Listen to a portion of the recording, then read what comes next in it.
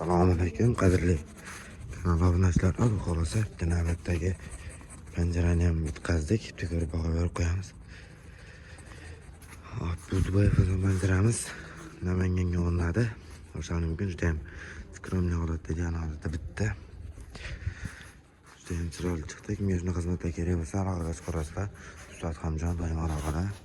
Kameraning qilmashiga e'tibor bermaysizlar, telefon buzilib qolibdi.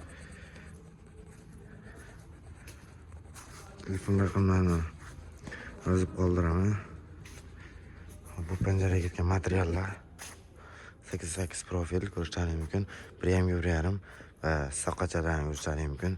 Hop, bu yoqda mana tepalar 3x5 dan bo'lgan, 3x3 dan ramkasi bo'lgan, juda ham chiroyli chiqqan. Kimga shunaqa xizmatlar kerak bo'lsa aloqaga chiqarasizlar. Fayz xonadonimizga juda ham ideal bo'lib qo'nadi. Bu yoqda bunaqalari